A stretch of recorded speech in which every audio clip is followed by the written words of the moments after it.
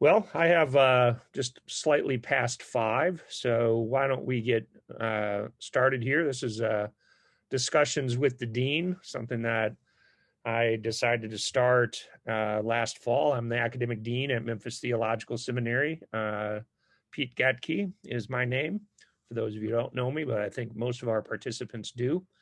And I thought it might be a helpful way for students, faculty, staff, alums, and just interested members of the public to learn about new books that are out there that are addressing theological issues in a variety of ways. I've had kind of historical theology. I've had sort of straight up Advent theology. A few weeks ago, we had a discussion about a book that it's called Elvis and Jesus that really didn't have too much to do with Elvis, but it's a catchy title. And tonight we have Michael Rowe, who's going to be talking with us about Getting Out, a restorative approach to prison ministry. And Michael, instead of the usual sort of introduction, I think it might be helpful for you to tell your story. And I know you have this video, and maybe that'll get us started, and then we'll be conversational. I want to invite all the participants to ask questions, make comments along the way, and you can do that via the chat or the Q&A features. And again, you're welcome to do that all along the way, and I'll try to attend to those as we're going. We have a relatively small group this evening, and so that makes it easy for conversation to take place. So Michael, why don't you take it away at this point, and then we'll jump into the book discussion. All right. I'm going to begin with the video, and then I'll tell the story as Dr. Gathje has mentioned. So here we go.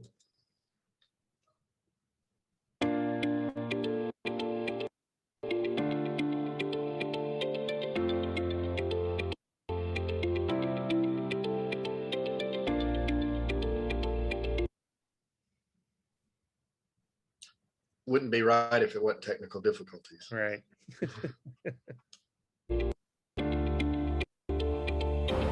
Jesus saves. You'd think that message is enough because Jesus' salvation is so good.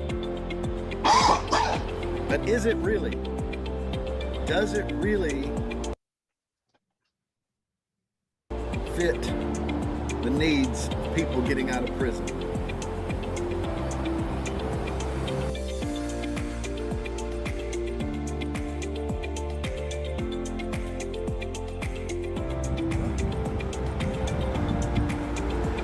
Behind me is Huntsville City Jail. You'll find in these walls and the others in the pictures some of the worst criminals that have ever walked the earth. You'll also find some great people who have good meaning. They visit these walls and they want to share a wonderful gospel, a gospel of Jesus Christ. And they want to save people from the wretched pits of hell. Unfortunately, these prison ministries offer a very limited and individual gospel.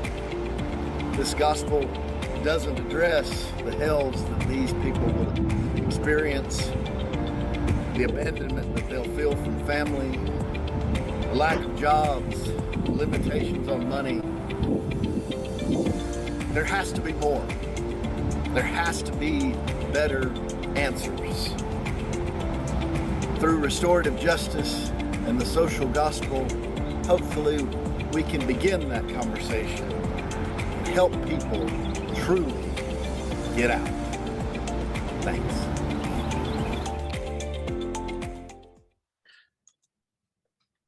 So, as you can see in the video, there was one of several different mugshots, actually. It began in 2012, maybe 2013. I began a series of bad choices I had come up with a way to steal money in a creative way. And this approach led me to an incarceration in the Alabama Department of Corrections. During this time, I was visited by a number of very good meaning Christian ministers, as well as volunteers and chaplains and other cases. And all of the ministries were focused on just getting saved. Let's go through the Romans road of salvation. Let's go through the 4 spiritual laws, whatever options were available, because that's what they were taught to do, to get people saved. And what would go happen would be people who were about to get out of prison, they would come to chapel services hoping that they would be able to get some help when they get out, like what places to stay, places to go. And I don't know how it worked out for them, but I can tell you what it worked out for me. When I got out, I ran into immediately several problems.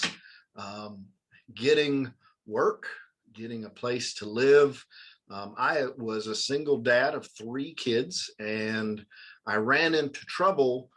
For example, I tell folks, I had my son's friend's mom was a manager at McDonald's, and she said, I can't give you a job because yours is a theft charge. So I couldn't even get a job at McDonald's. And then I did finally get some work. I was working at Coca-Cola, and I had a Master of Divinity, and I wanted to pursue getting my doctorate. And I applied, and I was able to get in at Memphis Seminary. There's this pretty paper behind the wall here. But at the time, I attended a class hosted by Dr. Andre Johnson, which he's been a panelist here. And it was a class on theological reflection. And part of that reflection had to do with some race relations and some other things. And it was right at the time that it was in, his name is escaping me at the moment, but it happened in Missouri, where he was shot. And the immediate thing was, oh, well, this was a bad guy. And I remember having a conversation with my dad, and I said, I told him, I'm like, Dad, imagine if I got the same thing happened to me. The first thing that they would say is they'd pull up my rap sheet, and they were like, oh, he's a bad guy.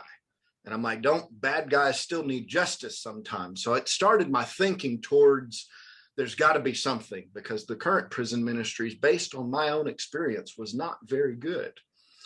And then I got into how I got to thinking and what I was doing and the things that I was doing. And I thought, well, I'm doing a lot of systems, family systems theory, which was a big project that I learned while I was in seminary for my master's. And I thought, what a great way to apply it. The bad news is I knew I would fail, because a concept of systems theories, it's a lifelong endeavor. I mean, I still work on my own system myself, but I knew I couldn't accept or I couldn't change anyone else's way of thinking about me, but I had to figure out how that I could come in and work. I could come in and be able to do something.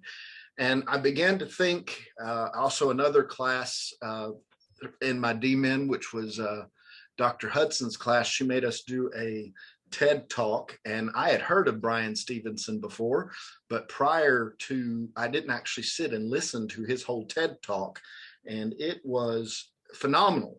And it helped shape this book into what it was, because I thought there's got to be more people like me that had trouble getting out of prison and being successful.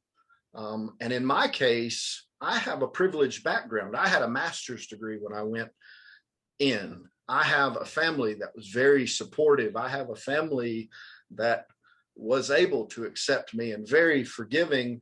And it got me thinking of how others are having to address things and what are problems other people are facing and how are they addressing, because the system isn't really meant for your success.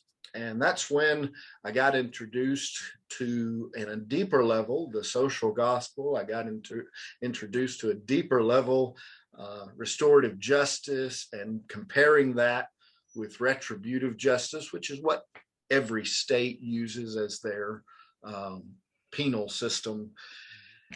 And I created a way, or at least an attempt, or a beginning conversation to help prison ministries help people, because what's happening is people are getting introduced to Jesus and then they get saved. Then they get out of prison, and a lot of these churches are rejecting them, not necessarily intentional, but they're like, hey, I need a job. Sorry, we can't help you. Hey, I need a place to stay. Sorry, I can't help you. I need some money. Sorry, I can't help you. And that teaches people that God, that loved them while they were incarcerated, now thinks they're not worth it. Now it leaves them abandoned. So that was the beginning of the conversation. That's part of the story, at least. Is that good enough introduction to because that's great, Michael, because it raises all sorts of terms and ideas that you talk about in your book, and we need to kind of unwrap those as we go. So let's start with that term restorative justice. And in your book, you draw a contrast between restorative and retributive justice. And these are kind of two major streams of justice. Well, retributive is the major stream, and restorative is trying to kind of come up to the surface more. But if you could sort of give us 2 or 3, 4 kind of points of contrast between those approaches to justice, Sure. And then we'll move into the theological part. Right. So in retributive justice, it's focused completely on punishment. It is the idea that spare the rod, spoil the child. If there is not if there's not a punishment, then what good is everything? So the system, at least in Alabama, which is the focus of my book, it focus, even though it says the Department of Corrections, their correction is based solely on punishment, and that punishment is to try to dehumanize you as much as possible. Once you go into the state prison, you are no longer a name, you're a number. It's an AIS number. My number was 285466. And almost everything you do, they'll ask you, what's your AIS number? If you get in trouble, what's your AIS number? If you put money on your account, that's your AIS number. To use the phone, so on. Everything is based off of punishment. And because they believe if they punish you enough, then surely you'll go, I don't want this anymore, and I will correct it. Mm-hmm. Restorative justice looks at it a different way. It doesn't, a common misfunction, or at least a misnomer of it, is that restorative justice doesn't think that you is light on punishment. They think that you're just spoiling people. Well, that's a false, that's just a false statement. Instead, it recognizes that you need that you should be punished. It recognizes that sin exists. It recognizes that there's a problem, but it's one of those things of let's recognize that there's punishment, but let's help somebody figure out the better ways of living and moving forward, instead of, I'm going to punish you, you better figure out how to do it right. It's saying, okay, there should be punishment, but let's make some steps into how you can live your life better. How can you improve your situation so this sort of thing doesn't happen anymore? And that's a major way that correctional systems, I'm making a big broad statement, which is a big no-no. That's a big way that prison ministries are failing, because we're not really helping people in instead we're just telling people, well, Jesus loves you, figure it out. And that's where we've got to look better into restorative justice and helping people figure out how can they get a better life? How can you improve situations? There's certain things you can control. There's certain things you can't, but what you can control, let's figure out how to make it better. Mm-hmm. So in restorative justice, there is accountability for the wrongdoing. Right. Right. So I think that's an important point that you're making. And also that the accountability, though, is not just, sort of punishment for punishment's sake, but it's accountability for the sake of redemption and reconciliation. Right. It's not just saying, okay, well, we're just, okay, you're fine. No, it's saying that we're going to hold you accountable, but you can do better. And this is how. Mm-hmm. And that's what the Jesus, he didn't, and I really recognize the story in John is possibly, you run into some problem with whether it really happened, but when the lady was thrown at his feet and he's drawing in the sand and he says, hey, whoever has sinned, who has not sinned shall cast the first stone. He didn't say that she didn't deserve to be stoned. He never said that her punishment wasn't necessary. He just said, whoever hasn't done anything, you're the one who leads it. And then he helped her up and said, go and sin no more. He didn't leave her just doing nothing. Right. So there's the recognition of wrongdoing and the need to make amends, but it is making amends rather than simply being punished. And let's unpack kind of how that retributive justice is grounded in an individualistic notion of being human. So again, that kind of runs into, I compare an individual gospel to a more broader scope, and that is you're a sinner. You need saving, but your punishment, according to Romans, for your sin is death. The wages of sin is death, and that is the focus. That's the beginning of the Romans road that we know it. And it fits a very, in the justice system, they kind of have a broad scope of it. They kind of say, that they have certain levels of, if you commit this crime, you get this punishment, this crime, you get this punishment, this crime, you get this punishment. But at the same token, everybody has to come up that you've done something. You have to come face that, and you have to get whatever form of punishment's available to you. Mm-hmm. And again, the focus on the whole program of punitive justice is on the punishment. How much time will you serve? My sentence was 7 years. Alabama has a term called good time, which means if it's 4 weeks, it's 4 weeks and 3 days or something like that, or 4 months and 3 weeks counts as 1 year. So I didn't have to serve the whole 7 years, but once if you get in trouble, some of that good time lasts longer, and some of that. So, very few people serve the whole term. But in Alabama, if you get a 15-year or more sentence, there is no such thing as good time. If you get a Class A felony, there's no such thing as good time. You'll serve every single day you're there.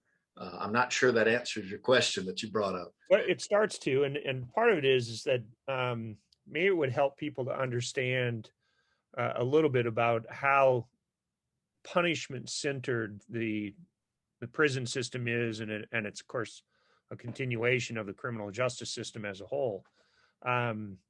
So when you're behind bars, how is it dehumanizing? So when I walked in, the very first picture on that video, for those who didn't hear, that is Kilby Correctional Facility in Alabama. That is the first place. Everybody goes to jail first, but once you're sentenced to the Alabama Penitentiary, you go there first. That is the classification center. So you get brought there from the jail system. They call it a train. but it's really just a bus, and it depends on how many people. And then you go into this very small room, and the first thing they tell you to do is take off all your clothes. You are stripped naked.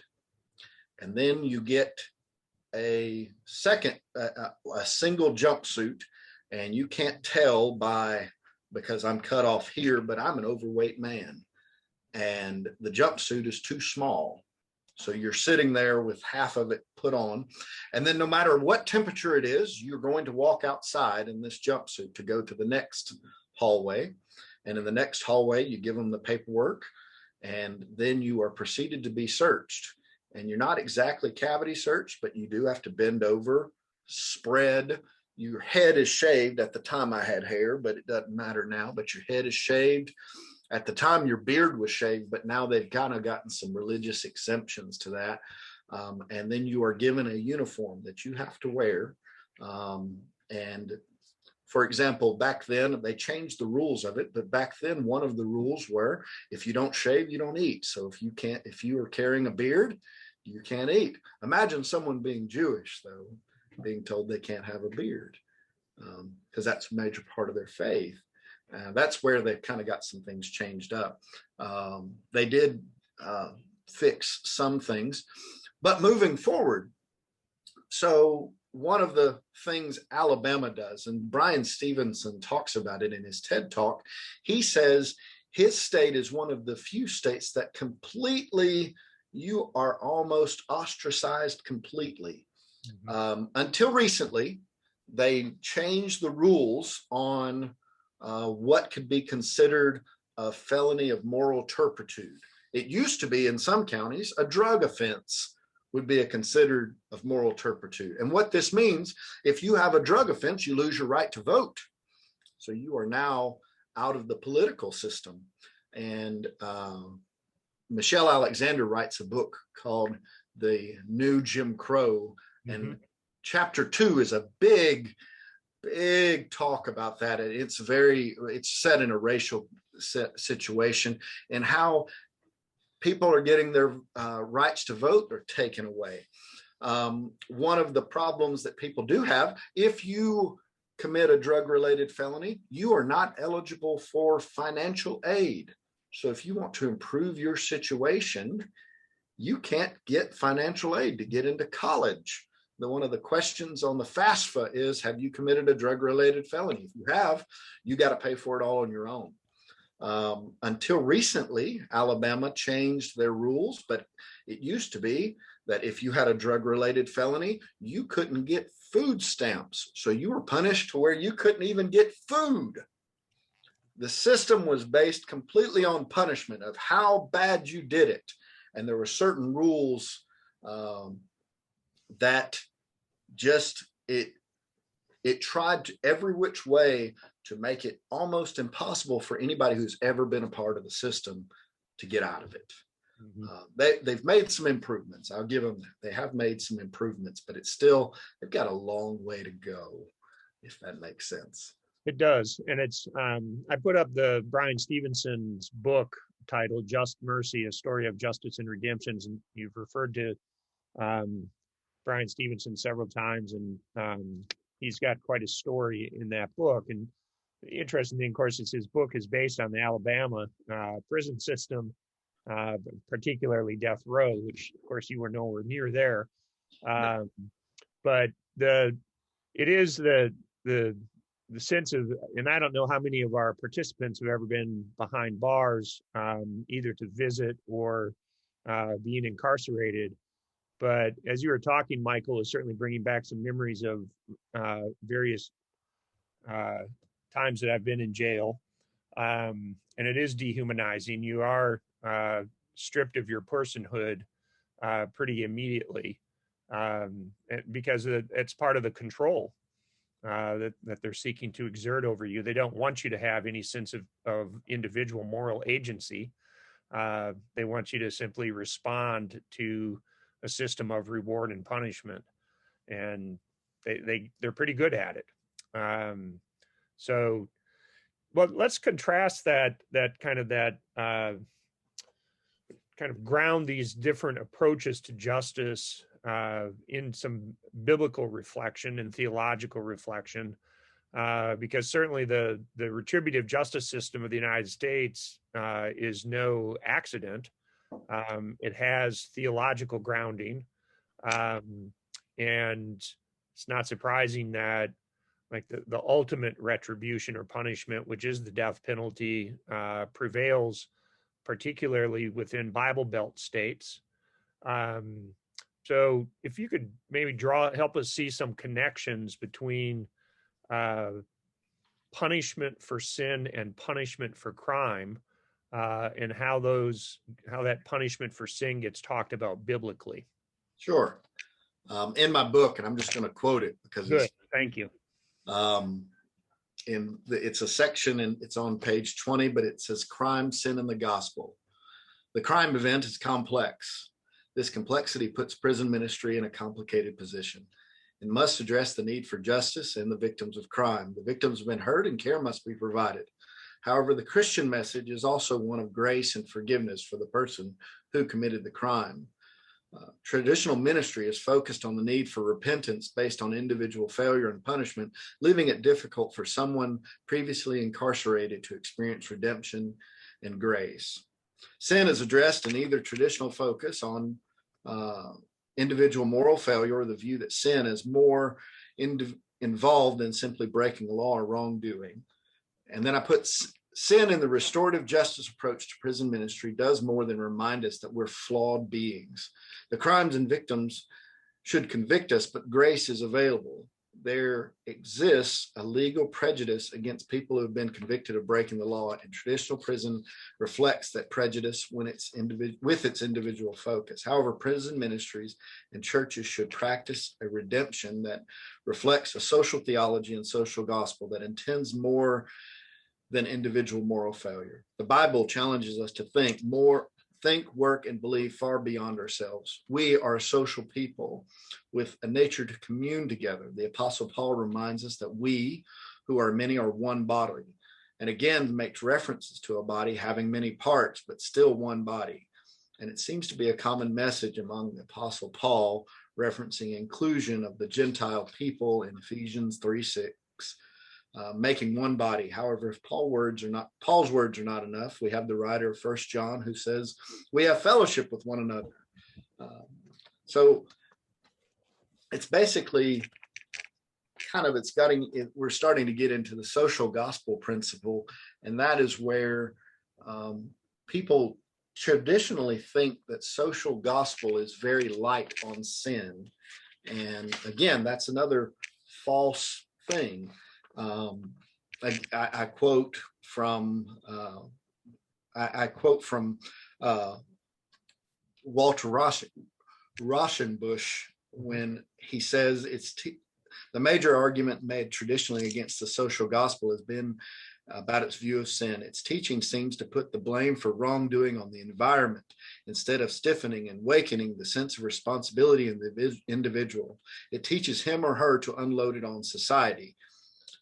And the reality is that's what some people do think. Some people do, even within the prison ministry, they think they are part of a system that is against them, and they try to blame everything on them. And they try to not take any responsibility for it. Well, I grew up in the poor end of the neighborhood. I grew up with the crackhead dad or abusive, whatever, and there's always an excuse. But that's not what the social gospel talks about. The social gospel is this fine line between the individual, but it also says the system has to give too. And the system has to recognize efforts are being made. Like, I'll recognize where I messed up. I told people plenty of times when I was pardoned a couple of years ago, but prior to that pardon, I told people, well, for God, I'm good.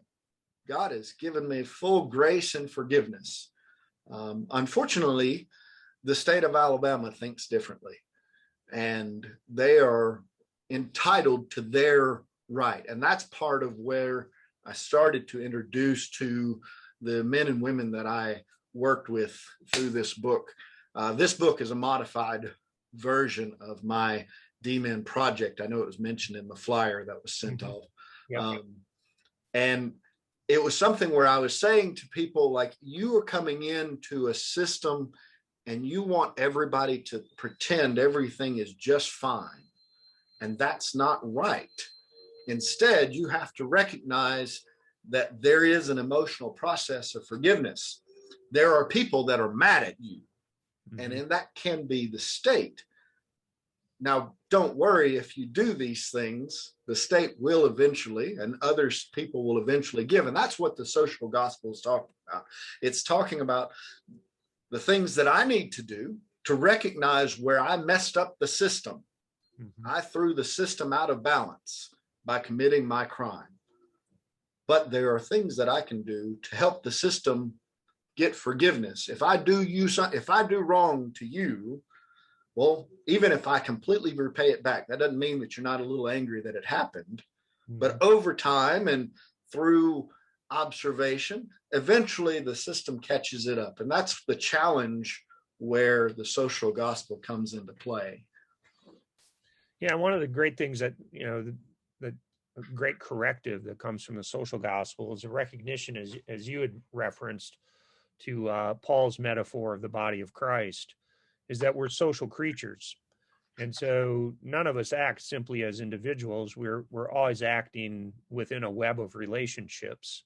And that web of relationships can either be helping us become better human beings, or it can be helping us become worse human beings. And that's kind of that. And the social gospel says, look, the way in which Jesus himself and the prophets and the Bible as a whole looks is that our coming to salvation, just as our coming to sin, is through relationship. So if we think of like in the Hebrew Bible, in the Old Testament, the Israelites aren't saved as individuals from slavery in Egypt, from that system of slavery. They're saved as the people of Israel. And God makes a covenant with them as a people, not as individuals, though they have individual responsibilities within that communal covenant. And then we get into the New Testament, jumping very quickly. But the same thing is there. And Jesus is very clear that our salvation is tied up in our relationships with God and each other. And in fact, as it says in Hebrews, that Jesus died once for all. So the sort of sense that Jesus died for you, that individualistic notion, just really isn't there in the New Testament or in the early church for that matter.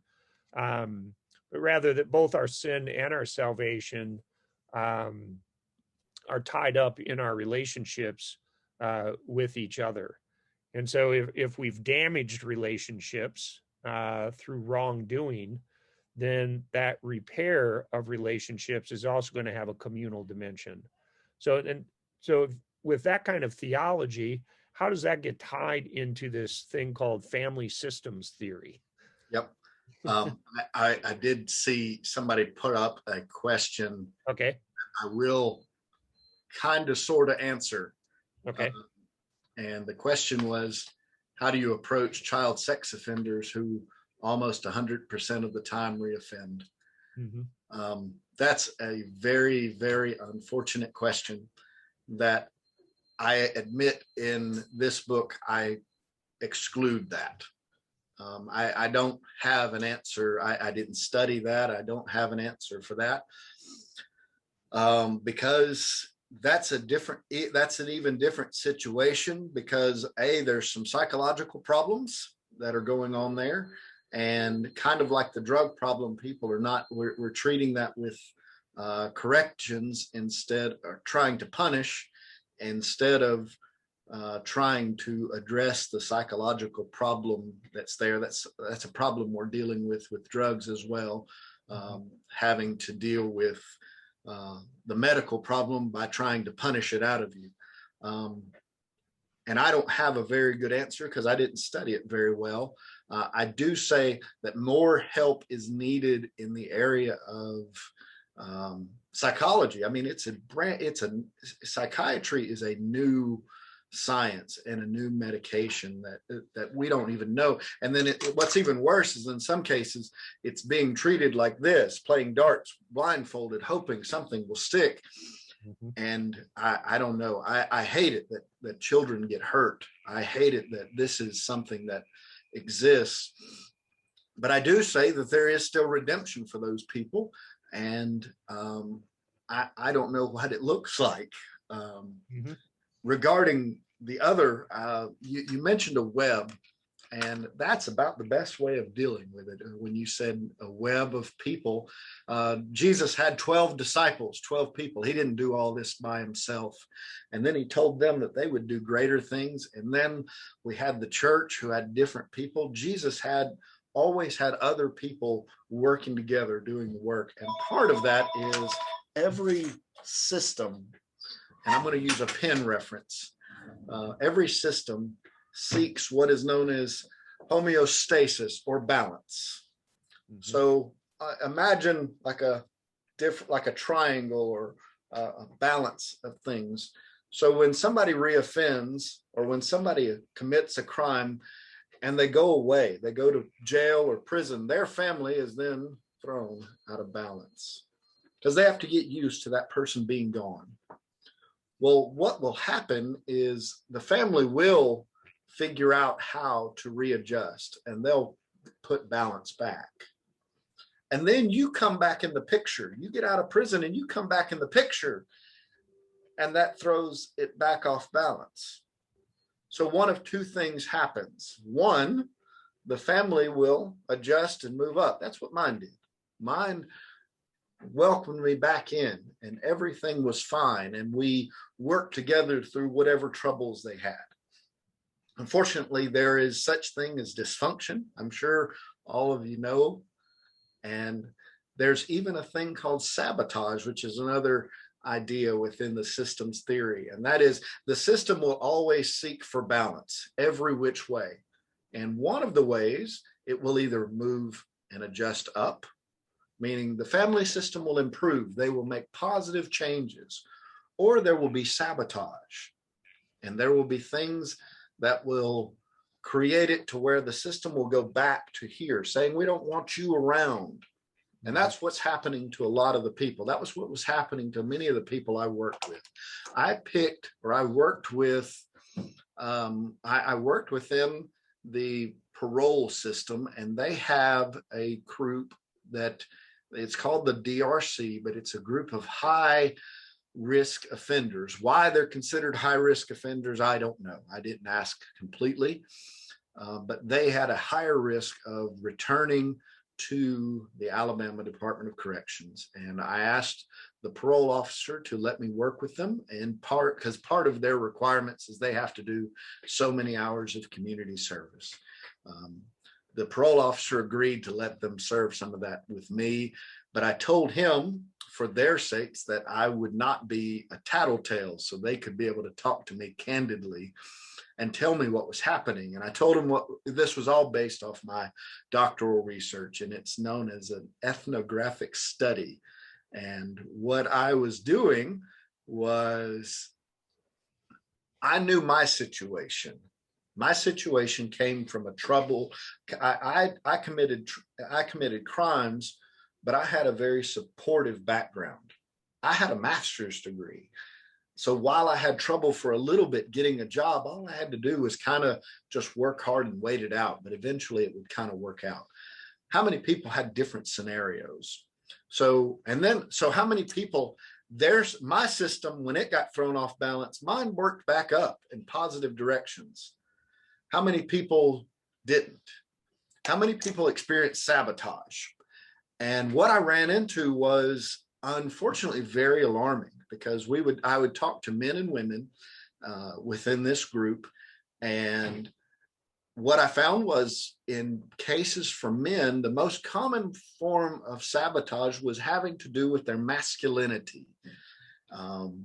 So here, out of prison, and they used to make quite good money in their business, their unsavory businesses, making money, whether it be selling drugs, whatever they were doing. And they were making really good money. And now they're not. Now they're working at McDonald's, Popeyes. They're making less than minimum wage. They're not doing very well. And so people are you even a man? Did you go to prison, and did you drop the soap? You have those kind of things. And the person, instead of letting that stuff bounce off them, they would go and reoffend. I'll show you, and go make that money again, and repeated the cycle. That would come over again. For women, it had to do, the most common form of sabotage had to do with their motherhood. Many of these women also had drug problems, and their children were taken away. So here they would make positive steps and try to come back and get their children back. And they're constantly told how much of a terrible mother they are. So instead of trying to say, I'll show you, I'll be a good mother, instead it was the opposite approach. Women were like, well, I'm never going to, it became a hopeless endeavor of, well, I'm never going to get my kids back anyway. I might as well do this. Mm-hmm. And what you see is there's so many principles of systems theory, from triangles to sabotage to it was basically trying to help people understand some relationship dynamics. And what you run into is a lifelong endeavor of learning how you respond to certain things. I used the example for the group when I was telling them about this, that when I was in high school, I was in great shape. I played football. I used to go to the gym. I had 6-pack abs. I was in great shape. And then as I grew up, obviously, I didn't get to go to the gym every day, and I gained a considerable amount of weight. So it used to really bother me when somebody would call me fat, and I would get bent out of shape, and I might get upset. Now I kind of like, thank you for the news story. I know this. I know how to let that bounce off of me. Now, all of us have buttons or triggers or things that cause us. It's foolish to think that anybody is so, the term in systems theory is self-differentiated. No one has full self-differentiation that they are immune from their buttons. But that was what I was trying to get folks to understand, was understanding what buttons were getting pushed in their dysfunctional situations and understanding what effects those are having, because they can't change the fact that somebody's going to push their buttons. Somebody will always push their buttons, but they can change how they respond to them. And I use the example for them. Have you ever heard somebody say, "You make me so mad"?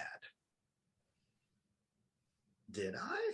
Or did you choose to respond to be so mad? Mm-hmm. And those were some of the beginning conversations in getting into this complexity of what is Bowe family systems theory. Mm-hmm. So, and it sounds to me like it's how that's working is helping people be aware of how they're connected with other people, and how those connections can either, again, work for their good or work for their bad. So if those connections are, people within those connections are pushing your buttons, that's not going to work so good. If they're encouraging you and lifting you up and supporting you, then that's going to make it easier to be good. Right. So what we would talk about is what I call the emotional process of forgiveness. And that's what I think is kind of the driving force of getting folks out of prison. And that is, you can't change the system. You can't make the system forgive you. As a matter of fact, the system is going to continue to push the buttons. They're going to continue to tell you that you're a felon. They're going to continue to tell you that you screwed up. They're going to continue to tell you how bad you did it. But what you can do is you can, even though you are infuriated inside, you can choose how to respond. And I promise you, if you continue to respond positively enough times, that button no longer affects you. Mm-hmm. And you can respond positively to it, and other people will stop messing with you in that way. They'll stop challenging your own masculinity because they recognize they can't do anything. And what's going to happen is that right now, the whole thing is thrown off balance. So they're over here saying, you're not good enough, you're not good enough, you're not good enough. And when you keep telling them, okay, but I am, and you don't let that bother you, the system has to get balance again. So instead of going here, it goes here. People do change and readjust. Now, there are some bad parts to family systems theory, and I ran into them. And what some people did before they quit is they started figuring out ways to manipulate other people, and they were very proud about it. They knew what their parents' hot buttons were, and they knew how to get an emotional response from their family. So they would come in knowing that if they said certain words, did certain things, their parents would give them money, or that's a parent's family would give them money, would give them whatever they asked for, because they knew how to create that. They figured out, okay, I know what my emotional ones are, but what are theirs? And they knew how to manipulate the system. And those are some bad parts about the system, is we live in a relationship where you're exactly right. If you know your spouse well enough, you know what gets them riled up pretty easily, and you know how to get them angry pretty easily, and you can adjust that. And we ran into that. I also ran into folks that didn't completely understand what is known as anxiety in the system. And that is when your buttons get pushed, you are known as having anxiety. It's not real anxiety like the medical term. So whenever I would say, when there's anxiety in the system, most would say, oh, well, let's just get them a Xanax and calm that down. But that's not what the system theory was talking about. So you ran into some limitations on, I ran into some limitations on, I guess, an understanding gap. And one of, during my defense of this project, one of the panelists mentioned, he said, instead of labeling all this and telling them, you know, this is self-differentiation, this is anxiety, this, instead of just do it. And I wish I did. That was one of the things I mentioned that I put in here that didn't go so well. It didn't conclude out as I wanted it to, because some people just didn't understand it. They couldn't comprehend it. And that's a big problem within prison ministry, is some people are just not going to understand it, that they've got to, at least the technical terminology. Instead, it's just better to show them how relationships work and show them how they can get forgiveness. And in hindsight, that's kind of the things that I'm trying to do now in my current situation, working with the few people I get to work with now. So what kind of work are you doing now with folks that have been incarcerated? Well, I work at a company that they are a Christ-based drug recovery center. So they're not necessarily incarcerated, but most are. And most are beginning the processes of trying to figure out how to handle their own addictions. And that's kind of where we're focused at right now. And I'm using that to be, again, I just begin each time whenever I meet with them is we find out their situation, and I say, okay, well, what is the emotional process of forgiveness? If I do you wrong, if I stole your wallet from you today, what would it take for you to actually forgive me? Just to give it back to you, or would you not still be cool with me still? And then we just begin that conversation and how to move forward.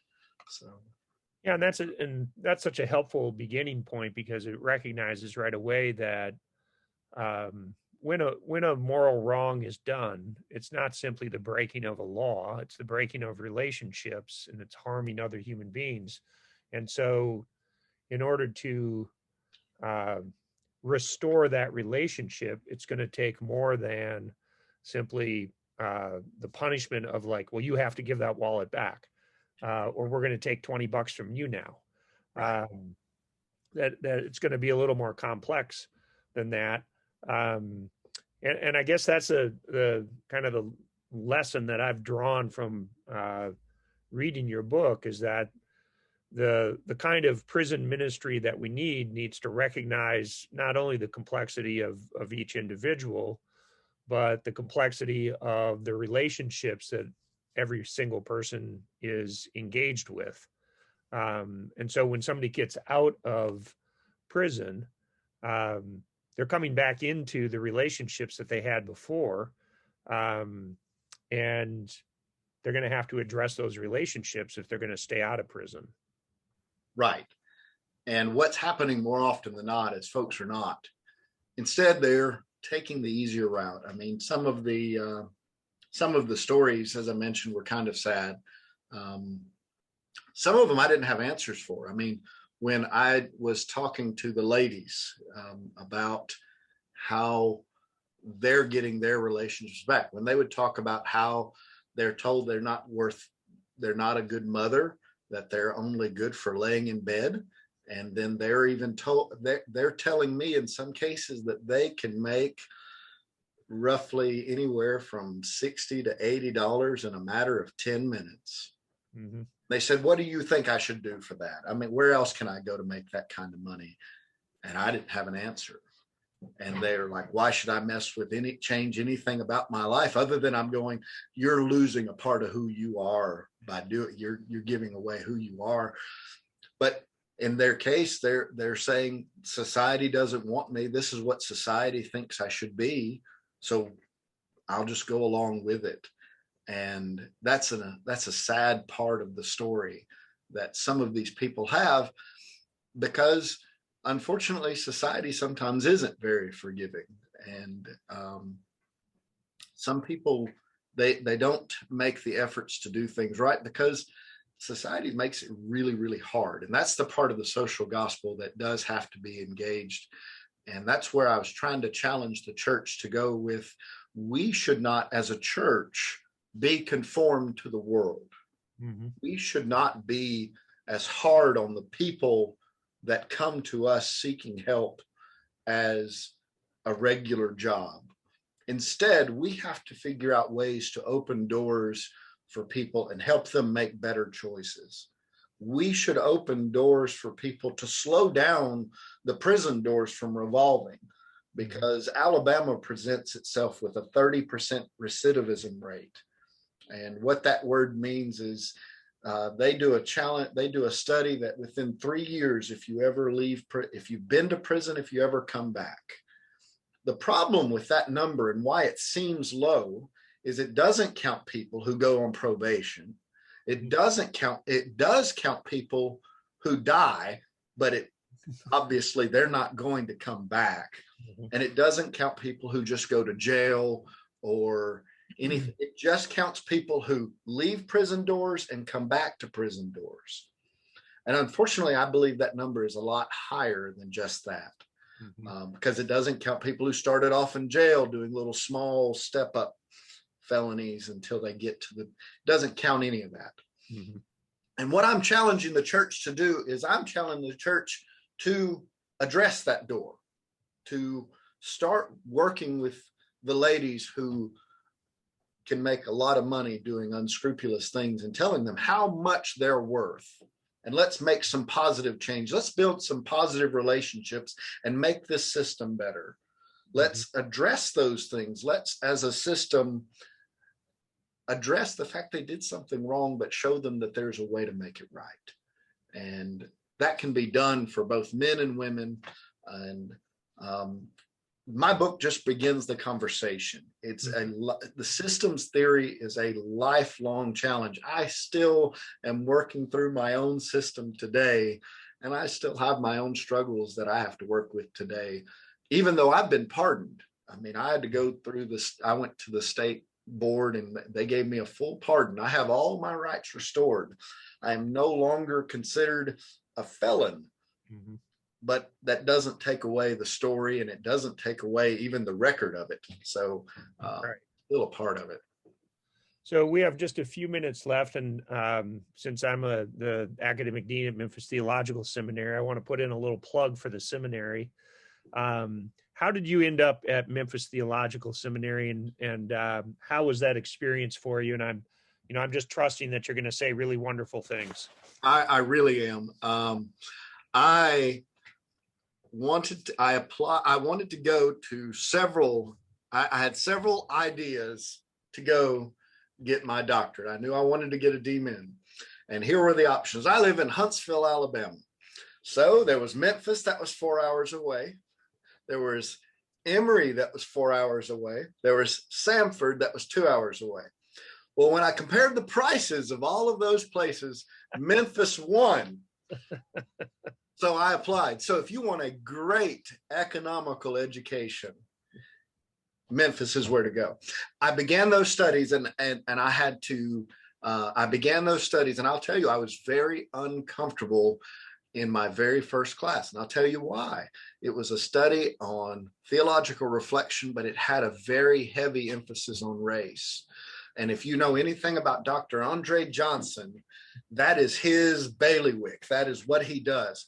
But I'll tell you what it did. It introduced me to a book called Reading the Bible with the Damned. Great book. Which is a wonderful book that also talks about my studies. Mm-hmm. It introduces you to James Cone, who will talk to you in a very offensive way that just got at me at the work that I do.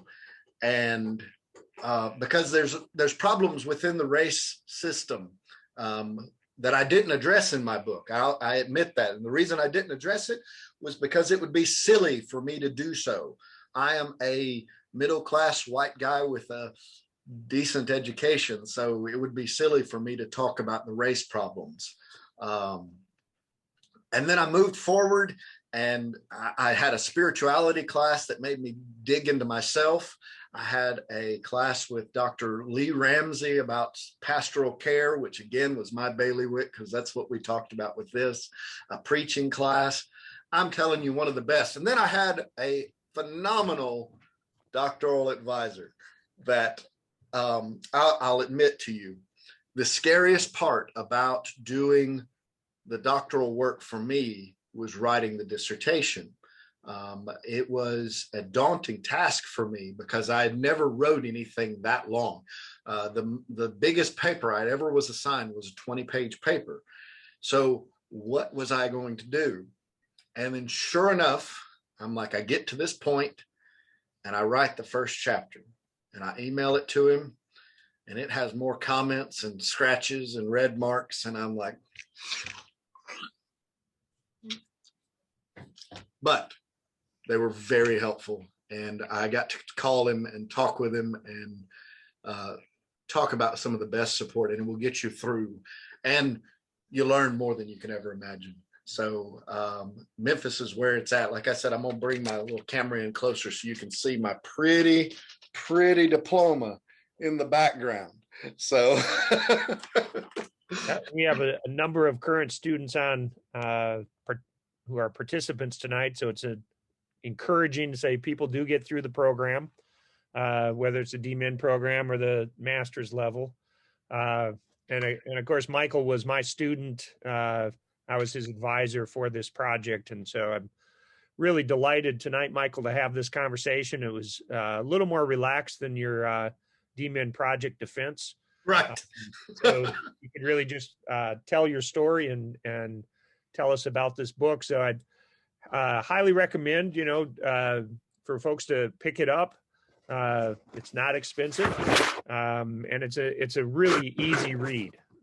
It's not one of those theological texts that leaves you scratching your head and looking for your dictionary every 10 minutes. So again, it's Getting Out, a Restorative Approach to Prison Ministry. Michael, you've got a hard copy there. You want to hold that up so they can see it. It's an excellent book. Highly recommend it. And I thank you, Michael, for the work that you've done and the work that you're doing. And thank you for being with us tonight. And thank you to all the participants this evening. And with that, God bless and be well.